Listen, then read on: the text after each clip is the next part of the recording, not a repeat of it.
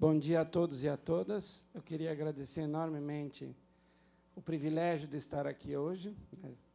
E, em particular, gostaria de agradecer aqui tanto o principal não apareceu aqui, que era o logo da FAPESC, não sei o que eu fiz com a tecnologia, mas, embora o que eu gostaria de falar não é exatamente isso, vou falar um pouco, porque eu vou mostrar por quê. De qualquer maneira, eu queria agradecer aos organizadores aqui, a FAPESC, pela minha presença aqui, e também por rever muitas pessoas. Uma delas, o professor Daut, que eu tive o privilégio de conhecer exatamente em 91, em Davis, na Califórnia, e a gente jogava bola nas horas vagas. E aí eu fiquei sabendo que um outro currículo importante não cabe lá no CNPq, que é o troféu Belfort Duarte, que o professor Daut ganhou quando era jogador de futebol, porque nunca foi expulso de campo. O que durante 12 anos, o que se demonstra o seu caráter e o seu respeito com os demais, que ele mostrou durante toda a sua palestra. Então, prazer em rever, professor. A minha apresentação estará disponível para quem quiser copiar, ou então vocês me mandem um correio eletrônico. Eu gostaria de falar mesmo dessa espécie que o professor Gargione conhece, que a FAPESC nos apoia bastante em projeto. Essa foto é do professor Paulo Braque, que está aqui. E vocês notem aqui, eu só queria mencionar que aqui está o preço de 1 quilo, e aqui está escrito goiaba colombiana. É uma espécie nativa do sul do Brasil, e nós estamos estudando muito em Santa Catarina e aqui no Rio Grande do Sul. Temos um programa financiado pelo CNPq e pela FAPESC, e, em breve, vocês aqui vão ter o privilégio de ter variedades melhoradas aqui na região de Ipê, e que os agricultores vão trazer aqui a feira orgânica, e nós vamos ter também lá em Santa Catarina. O contexto da agricultura, o professor Daut já mostrou bastante. Nós saímos de uma época de coletor-caçador para produzir alimentos, e tornamos um alimento um produto. A agricultura não pode ser mais vista como simplesmente a fase de produção no campo. Passamos aqui por uma intensidade de tecnologias e químicos que ainda continuamos. Enfim, a propriedade intelectual está cada vez mais forte no setor. Recentemente, a comunidade científica reconhece o grande papel dos agricultores na domesticação de plantas, mesmo sem eles conhecerem genética, ou seja, a capacidade dos agricultores de domesticar plantas e animais é um feito, talvez ainda não igualado pela ciência moderna, porque nós, melhoristas, hoje temos a liberdade e o privilégio de tomar essas variedades crioulas, cruzar e ter novas combinações genéticas. Também não podemos esquecer de um outro fenômeno que ocorreu há 170 anos atrás na Irlanda, que foi a Grande Fome, por uma decisão política da Inglaterra de sustentar os seus trabalhadores na indústria, e obrigou as suas colônias a produzir comida em larga escala, entre elas a Irlanda, a Índia e outros. E a monocultura e os sistemas simplificados de produção levaram a uma vulnerabilidade genética muito grande. Nós aqui também estamos nos aproximando de novo desse momento. Essas questões relacionadas à agricultura foram alvo de um estudo bastante profundo, que durou 6 anos, que teve o título Agricultura na Encruzilhada, escolhendo o caminho correto para ir adiante. Quem quiser, a documentação está nesse site. E essa avaliação do impacto da ciência e da tecnologia na agricultura para o desenvolvimento, contou com a participação de mais de 400 cientistas e teve basicamente esse escopo. Ou seja, o contexto atual, quais são os problemas, os desafios e as opções. Aqui estão as principais instituições envolvidas. Aqui o grupo que participou, a forma, as estratégias de fazer essa avaliação. Aqui está a documentação que vocês podem baixar. Eu apenas vou comentar algumas mensagens. A principal conclusão do coordenador deste estudo, do professor Bob Watson, que foi o mesmo que coordenou o painel do IPCC, foi de que seguir por ele mesmo caminho não é mais uma opção. Isso que o professor Dalto falou de a busca de orgânicos está muito relacionado com a nossa saúde e com o meio ambiente. Ou seja, a agricultura que nós fizemos hoje talvez não seja mais uma opção.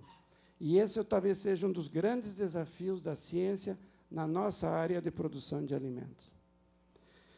Mas ainda, questões mais específicas, nós temos uma desconexão entre a agricultura, entre agricultores e técnicos, entre agricultores e políticas públicas. Muito bem mencionado pelo professor Dalti. Assim como o Dalti vai com os agricultores, eu também faço meus trabalhos nas propriedades dos agricultores. É a pesquisa que mais... A pesquisa participativa é aquela que mais recompensa nós, pesquisadores. E é a mais barata que existe. Que eu não preciso ter uma unidade experimental. O campo é um laboratório experimental. E ali nós temos as realidades. Nós não precisamos transpor ou esperar que, a partir de uma área experimental, o comportamento daquele estudo seja o mesmo numa área de agricultor propriamente dita. Nós não temos só uma crise na agricultura, nós temos uma crise geral, talvez civilizatória, como alguns dizem, e um dos problemas que existe por trás dos governantes que gostam desse tema é sempre a fome. Nesse relatório foi tomado o estudo da avaliação ecossistêmica do milênio, que foi até 2003, e que a fome já estava subindo novamente, a partir de 95. Estudos mais recentes da FAO mostram que, de fato, isso está aumentando, mesmo com o lançamento dos transgênicos. Ou seja, essa tecnologia, aparentemente, não está resolvendo ou não está contribuindo para resolver o acesso à alimentação. Também, os insumos que nós estamos usando, geralmente, a proporção de insumos para o retorno e rendimento, cada vez, essa relação cada vez é maior. Ou seja, nós temos que usar cada vez mais insumos para ter a mesma quantidade de energia nos alimentos. Outro aspecto importante é que, mesmo com o uso de pesticidas, nós continuamos tendo perdas significativas durante vários períodos. Então, pergunta, devemos continuar com esse modelo de usar químicos para pestes e doenças? Enfim, nós temos outros problemas sociais também, que não podem deixar de ser objetos da pesquisa agrícola. A pesquisa agrícola não é mais só produzir alimentos, né? Ela é multidisciplinar, ou melhor, epidisciplinar. O epi no sentido que a visão holística deve estar superior a cada uma das disciplinas. Nós também temos questões de tetos de rendimento obtido por melhoramento genético. De qualquer maneira, temos que superar essa fase. Nós temos um outro problema, que o investimento em ciência nos países aqui da América Latina, por exemplo, o investimento público em pesquisa e desenvolvimento é muito alto, mas na iniciativa privada é muito baixo. Quando nós vamos para os países desenvolvidos, essa diferença não existe. Então, isso que o professor Dalti falou, a indústria não investe nem para desenvolver produtos, ou, eu falo aqui em grande escala, né? E nem para manter a qualidade dos seus produtos. Ou seja, essas desconexões entre a produção agrícola, os consumidores e as políticas também é um desafio que deve ser construído a muitas mãos. Nós ainda continuamos insistindo com tecnologias que vão exigir muito espaço e muito impacto ambiental. Esse slide eu tomei do professor Ricardo Rutner, da UFSC, né? E ele mostra que 1 hectare de cana cultivado por 18 meses nos dá álcool suficiente para rodar 43 mil quilômetros. E com o mesmo carro, a gente com o mesmo hectare e meio, com painel de células fotovoltaicas, a gente percorreria 1,5 milhão de quilômetros. Ou seja, nós temos alternativas e nós insistimos em certos programas, né, que vão tirar a área da agricultura e vão causar mais impacto. Nós também temos que ter consciência que a agricultura ela causa externalidades negativas. Nós precisamos assumir isso. Isso não quer dizer que nós não vamos ter que deixar de produzir alimentos e outros bens, mas ela tem externalidades. Nós precisamos, como o professor Daut falou, ver o que nós vamos fazer com essas externalidades negativas.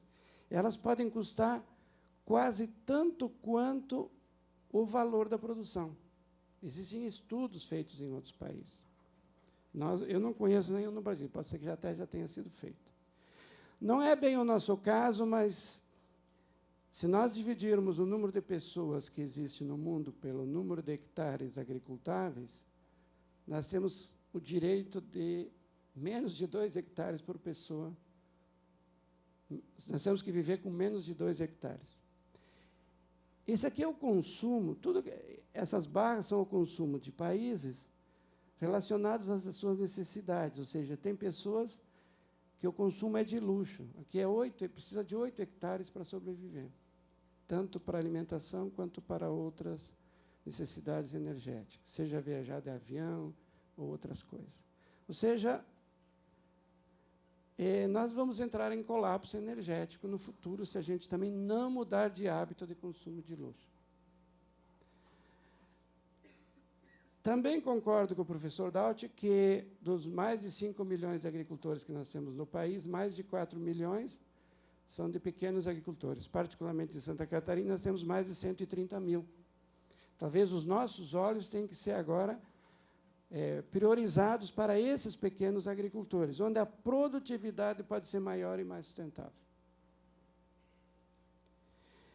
Olhando agora para as biotecnologias, nesse estudo do IASTA também foi considerado os possíveis efeitos, as implicações das biotecnologias.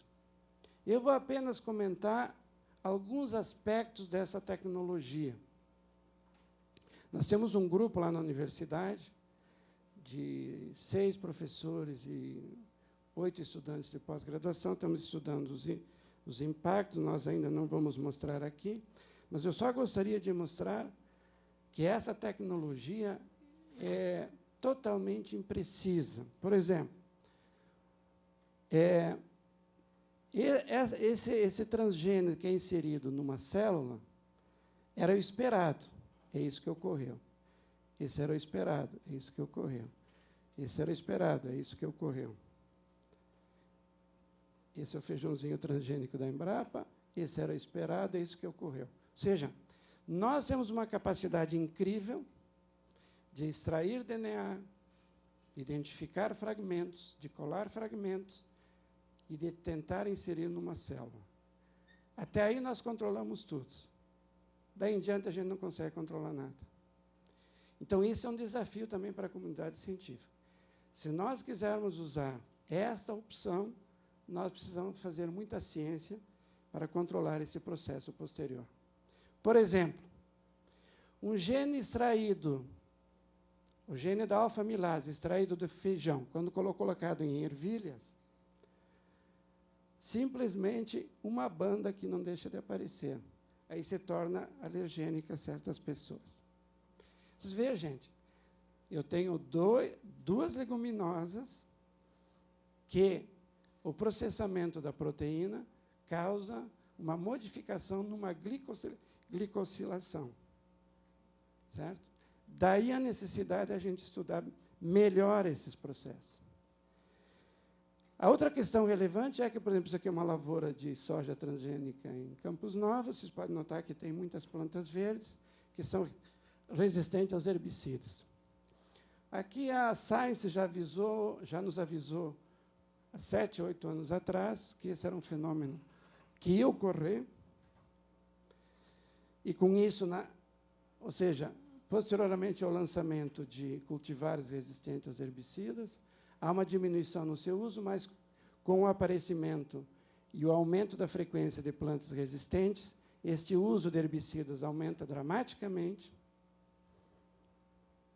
não só nos Estados Unidos, na Argentina, mas aqui é o caso do Brasil. Nós praticamente duplicamos o uso de agrotóxicos na última década. E olha o que essas empresas dizem quando submetem seus processos às agências governamentais. Aqui está o papel da comunidade científica. Vejam, por exemplo, o que a Monsanto escreveu na sua petição, que é igual em português traduzido, mas essa foi usada lá nos Estados Unidos. A Monsanto ouviu expertos. Quem são os expertos? Membros da comunidade científica. O que eles disseram para a Monsanto?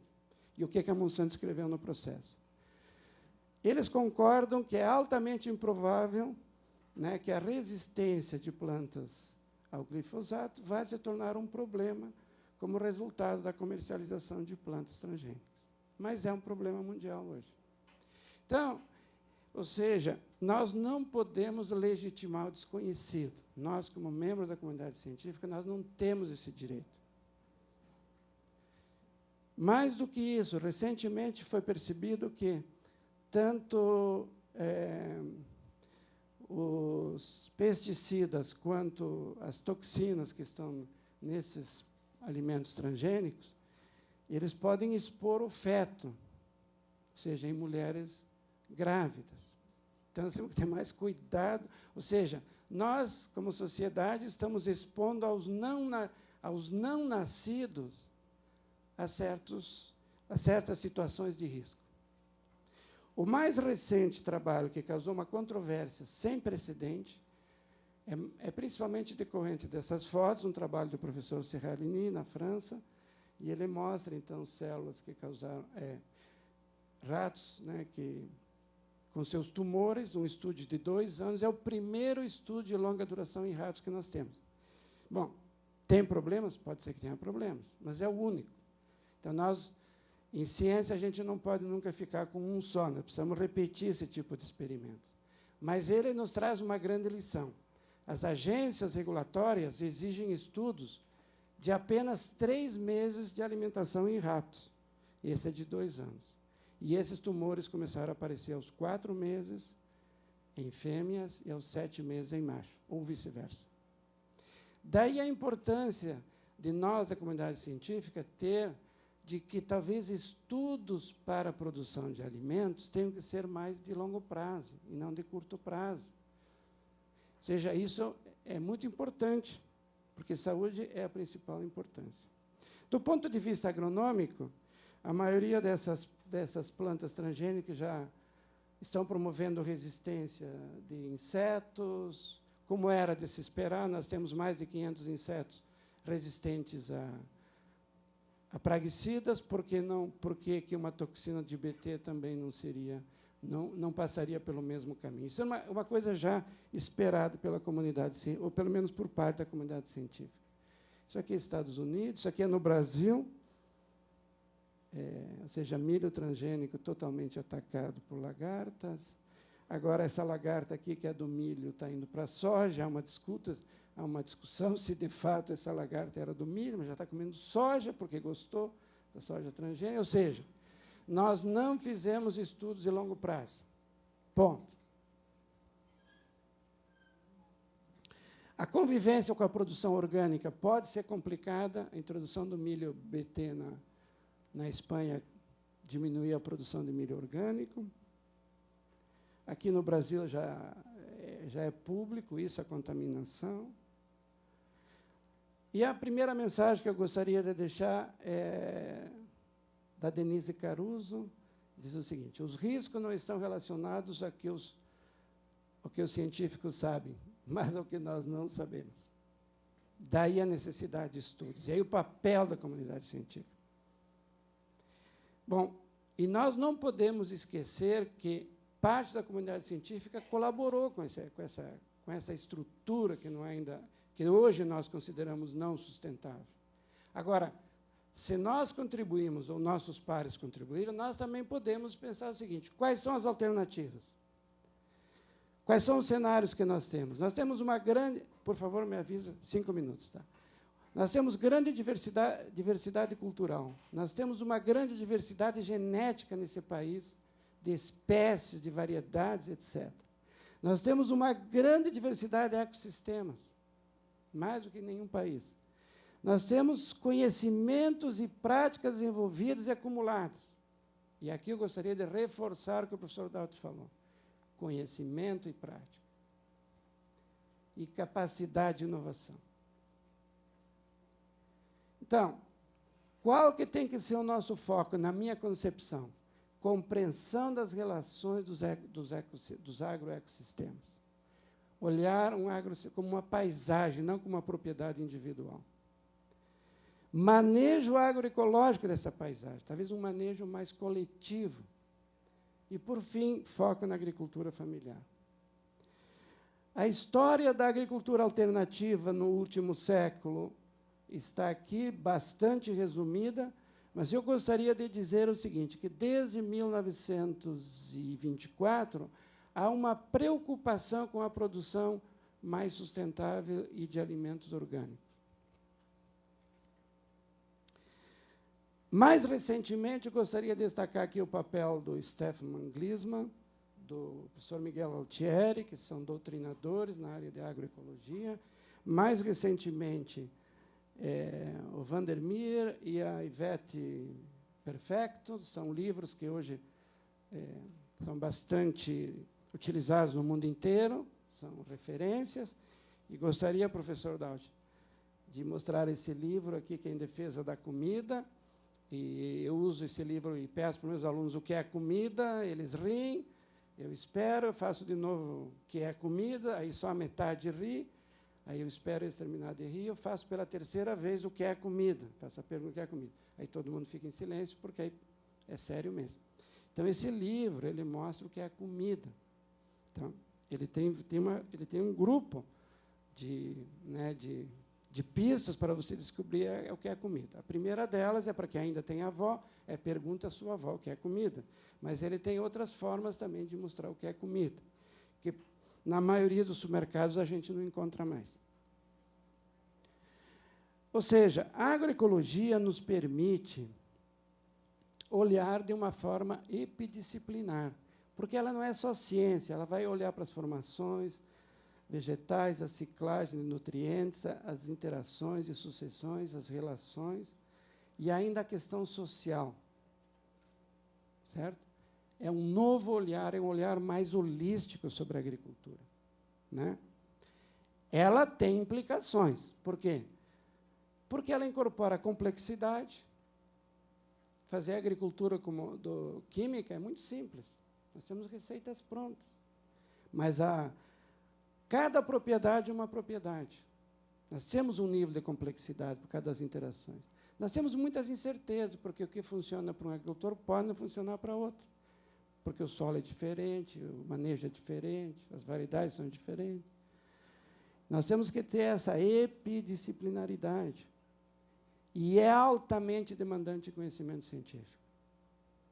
E nós não temos desenhos estatísticos experimentais muito adequados para fazer ciência com complexidade. E temos que levar em conta o diálogo com os saberes tradicionais. Ou seja, nós não vamos se livrar dessa complexidade se a gente ir para a agroecologia. Gostaria de mostrar um depoimento de um cientista da Universidade de Riverside, onde ele diz o seguinte: cientistas são pesquisadores, professores e cidadãos. Como pesquisadores, eles têm responsabilidade pela ciência que sai dos seus laboratórios. como professores, eles têm a responsabilidade de comunicar o que aprendem da ciência para a sociedade que os mantém. E, como cidadãos, eles têm a responsabilidade de ouvir o que o resto da sociedade pensa sobre eles, que eles aprendem e ensinam. Certo? Norman Elstrand. Ou seja, é um sistema muito intensivo em conhecimento.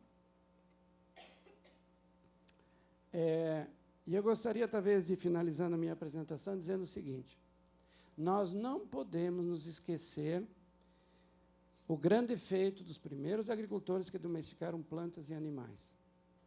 Muitos desses animais e muitas dessas plantas não sobrevivem sem nós. Nós, talvez, hoje, não sobreviveríamos sem eles. Pode ser que no futuro tenhamos alimentos diferentes, mas, por enquanto, não.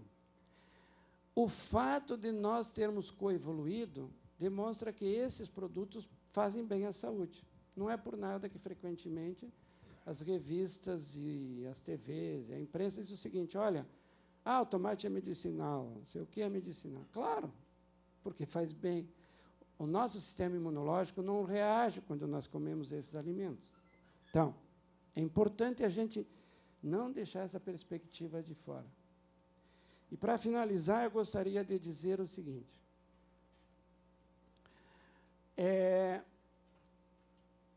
eu fiquei muito impressionado nos últimos 20 anos com um sistema que a gente pode manusear de forma aberta. Por exemplo, eu posso fazer melhoramento genético, produzir variedades, distribuir para agricultores, eles vão usar o sistema tradicional, produzir semente, vai e tal.